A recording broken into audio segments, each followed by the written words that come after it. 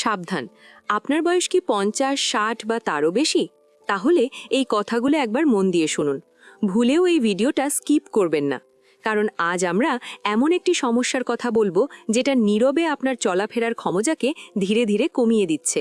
ভাবুন তো, আপনি দাঁড়িয়ে আছেন, হাঁটতে শুরু করলেন, কিন্তু কয়েক পা যাওয়ার পরই পায়ে তীব্র ব্যথা, দুর্বলতা, ক্লান্তি, জয়েন্টে চাপ, এমনকি বসে পড়তে হচ্ছে মাঝপথেই।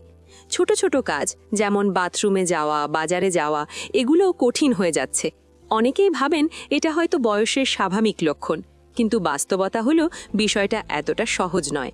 শরীরে প্রয়োজনীয় পুষ্টির ঘাটতি, ভিটামিন ও মিনারেলের অভাব ধীরে ধীরে পেশি ও হাড়কে দুর্বল করে দেয়, যার ফলে জয়েন্টে ব্যথা, কটকট শব্দ, মাংসপেশিতে টান, ঝিনঝিন অনুভূতি, এমনকি ভারসাম্য হারানোর মতো সমস্যাও দেখা দেয়। কিন্তু চিন্তার কিছু নেই।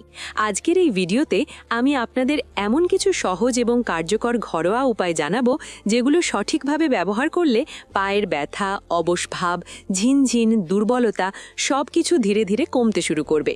আর সবচেয়ে গুরুত্বপূর্ণ বিষয় হলো, এর জন্য কোনো ধরনের ওষুধের প্রয়োজন হবে না। তাই ভিডিওটি শেষ পর্যন্ত দেখুন, কারণ আজকের তথ্যগুলো আপনার স্বাভাবিক চলাফেরা এবং আত্মবিশ্বাস ফিরিয়ে আনতে সাহায্য করতে পারে। আপনাদের স্বাগত জানাচ্ছি আমার চ্যানেল সেফ হেলথ বাংলাতে। আপনারা এই ভিডিওটি কোন দেশ থেকে দেখছেন? বাংলাদেশ থেকে দেখলে বাংলাদেশের কোন জায়গা থেকে দেখছেন? কলকাতা থেকে দেখলে কলকাতার কোন এলাকা থেকে দেখছেন? অবশ্যই কমেন্টে জানাবেন। দেখুন, একটা নির্দিষ্ট বয়সের পর, বিশেষ করে ৪০ পার হওয়ার পর থেকেই আমাদের পায়ের শক্তি ধীরে ধীরে কমতে শুরু করে। মাংসপেশিগুলো আস্তে আস্তে ক্ষয় হতে থাকে, যেটাকে সার্কোপেনিয়া বলা হয়। একই সাথে ৪৫ থেকে ৫০ বছরের পর শরীরে ক্যালসিয়াম শোষণের ক্ষমতাও কমে যায়। ফলে আপনি ক্যালসিয়াম সমৃদ্ধ খাবার খেলেও সেটা শরীর ঠিকভাবে কাজে লাগাতে পারে না। অর্থাৎ ক্যালসিয়াম শরীরে যাচ্ছে ঠিকই, কিন্তু শোষিত হচ্ছে না, এটা মাথায় রাখা খুব জরুরি। এর পাশাপাশি ভিটামিন ডি, ম্যাগনেসিয়াম, ফসফরাস কিংবা জিঙ্কের ঘাটতিও ধীরে ধীরে তৈরি হয়। সঙ্গে যদি রক্ত সঞ্চালন কমে যায় বা নার্ভাস সিস্টেম দুর্বল হয়ে পড়ে, তাহলে পুরো বিষয়টা আরও খারাপ দিকে যায়। এসব কারণ একসাথে মিলেই পায়ের দুর্বলতা আর ব্যথার মূল কারণ হয়ে দাঁড়ায়। এখন অনেকেই লক্ষ্য করেন হাঁটুর জয়েন্টে কটকট শব্দ হচ্ছে, কিন্তু এর কারণটা ঠিক বুঝতে পারেন না। আসলে আমাদের জয়েন্টে হাড়ের মাঝখানে সাইনোভিয়াল ফ্লুইড নামে এক ধরনের তরল থাকে। চলাফেরার সময় এই তরলের মধ্যে ছোট ছোট এয়ার বাবল তৈরি হয় এবং নড়াচড়ার সময় সেগুলো ফেটে যাওয়ার কারণেই এই কটকট শব্দ শোনা যায়। তবে মনে রাখবেন, এই শব্দের সাথে যদি ব্যথা বা অস্বস্তি যুক্ত হয়, তখন সেটাকে অবহেলা করা ঠিক নয়। তখনই বিষয়টা গুরুত্ব দিয়ে দেখা প্রয়োজন।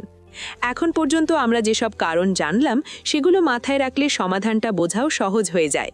তাই একদম ঘরোয়া কিছু উপায় বলছি, যেগুলো নিয়ম মেনে করলে ধীরে ধীরে ভালো ফল পাওয়া যায়। প্রথমেই আসে দেশি ঘি। এটা শুধু খাবার না, বরং শরীরের জন্য কার্যকর একটা পুষ্টির উৎস। এতে থাকা বিভিন্ন মিনারেল শরীরে ক্যালসিয়াম শোষণে সাহায্য করে, ফলে জয়েন্টে প্রয়োজনীয় লুব্রিকেশন বাড়ে, হাড়ও সাপোর্ট পায়। প্রতিদিন ১ থেকে ২ চামচ করে খেতে পারেন, রুটি, ডাল বা ভাতের সাথে মিশিয়ে। তবে যাদের কোলেস্টেরল বা ট্রাইগ্লিসারাইড বেশি, তারা অবশ্যই পরিমিত পরিমাণে এবং প্রয়োজন হলে চিকিৎসকের পরামর্শ নিয়ে খাবেন। দ্বিতীয়ত, সজনে পাতা বা সজনে ডাঁটা। আমাদের আশেপাশেই সহজে পাওয়া যায়, কিন্তু আমরা অনেকেই গুরুত্ব দিই না। অথচ এতে প্রচুর ক্যালসিয়াম, ম্যাগনেসিয়াম, ফসফরাস ও জিঙ্ক থাকে, যা হাড়কে মজবুত করে, নার্ভ ও মাংসপেশিকেও সাপোর্ট দেয়। নিয়মিত সবজি হিসেবে খেলে ধীরে ধীরে পায়ের শক্তি বাড়তে সাহায্য করে। তৃতীয়ত, মেথি দানা। ছোট একটা উপাদান, কিন্তু উপকার অনেক। এতে থাকা মিনারেল ও ভিটামিন পেশি ও জয়েন্টের জন্য ভালো কাজ করে। রাতে ১ থেকে ১.৫ চামচ ভিজিয়ে রেখে সকালে খালি পেটে খেতে পারেন। সাথে সেই পানি খেলে আরও ভালো। কয়েক সপ্তাহ নিয়মিত চালিয়ে গেলে পরিবর্তন টের পাওয়া যায়। এরপর আসে ৩ ধরনের বীজের একটি মিশ্রণ: তিল, তিসি আর হালিম বীজ। এই ৩টে একসাথে পুষ্টির দিক থেকে বেশ শক্তিশালী কম্বিনেশন। তিসিতে ওমেগা-3 আছে, যা নার্ভের জন্য উপকারী। তিলে ক্যালসিয়াম ও ম্যাগনেসিয়াম আছে, যা হাড়কে শক্ত করে। আর হালিম বীজে প্রোটিন ও অ্যান্টিঅক্সিডেন্ট আছে, যা পুরো সিস্টেমকে সাপোর্ট দেয়। সমান পরিমাণে নিয়ে হালকা ভেজে গুঁড়ো করে নিন। প্রতিদিন ২ থেকে ৩ চামচ যে কোনো খাবারের সাথে খেতে পারেন। সবশেষে আদা আর হলুদ। এই দুটো প্রাকৃতিক অ্যান্টি ইনফ্লেমেটরি হিসেবে কাজ করে। আদা চায়ের সাথে বা আলাদা করে খেতে পারেন, আর রাতে কুসুম গরম দুধে অল্প হলুদ মিশিয়ে খেলে ভালো উপকার পাওয়া যায়। চাইলে ১ চিমটে গোলমরিচও দিতে পারেন, এতে কার্যকারিতা বাড়ে। এই সহজ অভ্যাসগুলো নিয়মিত ফলো করলে ধীরে ধীরে পায়ের ব্যথা ও দুর্বলতা কমতে শুরু করবে। তবে মনে রাখবেন, সবার শরীর একরকম না, তাই ফলাফলও ভিন্ন হতে পারে। নিয়মিততা এখানে সবচেয়ে গুরুত্বপূর্ণ।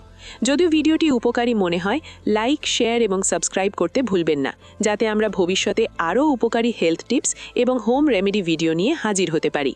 ধন্যবাদ বন্ধুরা, সুস্থ থাকুন এবং নিজের যত্ন নিন।